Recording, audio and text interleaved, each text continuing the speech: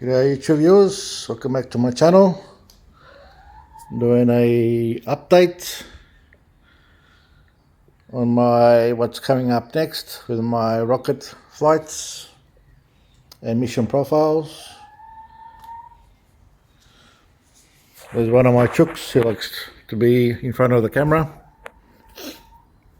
There's two girls, two chooks. Okay, so we've got some major updates coming here, so let's go by order. So I've got Aries 3 on the table. With Aries 3 we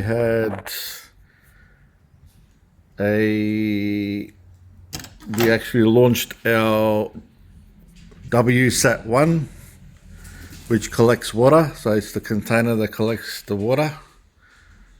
I have no idea where I just put that one. Oh, here you go. So this is the WSAT-1 with the weather satellite, as I like to call it, number 1, to collect water. So that's out of the picture. So at the moment, seeing how it's got an engine block in there, I'm going to be adding one of these clear tubes over that one, over that. And it's going to be carrying various payloads, anything from bugs to, like I said, a couple of seedlings, veggie seedlings, plants, pretty much anything. So it's dual purpose, instead of just carrying bottles that collect water. I was also thinking I should modify one of these tubes to collect water. So I'm going to be putting slots in the front here, just like on this one. So it's going to be 4 sides will be slotted. We'll have the slots to collect water, and then any water that's in there, you'll be able to see it very clear. Photon 2, just had it cleaned up from the cake and orange. This one actually, I believe, carried the orange. So it's been cleaned up for our next flight. Again, we've got the 2 tubes. We've got the other tube just drying up at the moment. Had it rinsed out nicely. Again, Photon 3, sorry. So again, dual purpose. Launch vehicle. Next one in line is the Photon 2. This one was originally reserved to carry bugs, and we're gonna make sure we stay that way. I don't want any contaminants of any.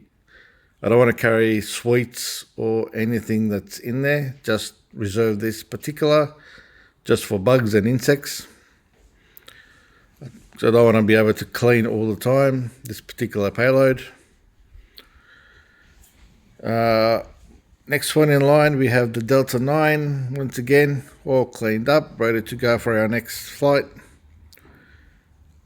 Seeing how we came down nose heavy, those few last seconds, I decided to cut the payload size halfway, and we'll find out if next time when it does land, it'll land horizontal all the way down and not nose first on those few seconds of landing. I also thought I'll bring the Skyline 2 back. This will have a small cargo bay. Again, you can carry anything you want. That's just a simple slide off and slide on.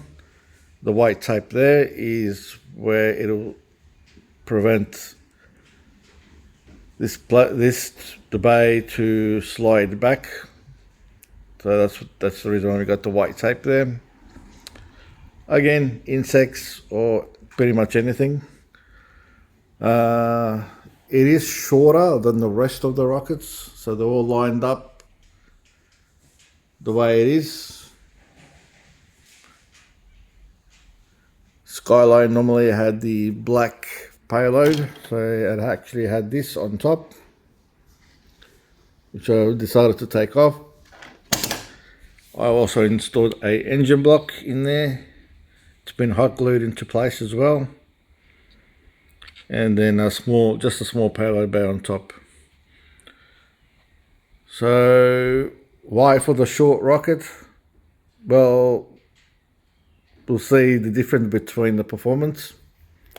You might go higher, you might not go higher, being such a small launch vehicle.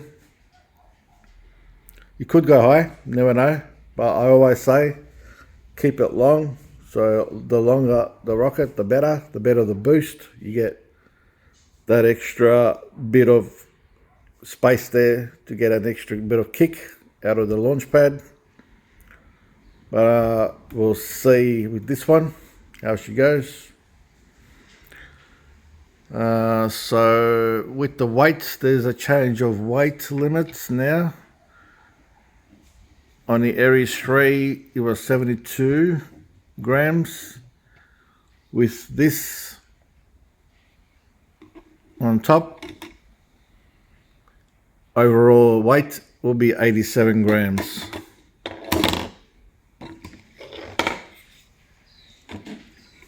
So these are up here to dry up naturally. So during our launch phase, before we launch anything, we're going to be wiping this with some clear tissue or maybe some antibacterial stuff to make sure it's nice and clean, no bacteria in there. Same thing with these two, and we'll see what these two will be reserved for in the meantime. On our next launch, we will be launching, believe it or not, pieces of cheese. Now we know that different cheeses will go off. It will show it's going off within a week, sometimes 2 weeks, all depends. It all depends also in the types of cheeses that go off quicker than the other. If there's anyone out there who knows what goes off very quick in terms of food, leave a comment below. When it comes to things like bread can go off as well. But we'll see what goes off the quickest. The reason for launching a cheese is, of course, to see because some cheese goes off very quick.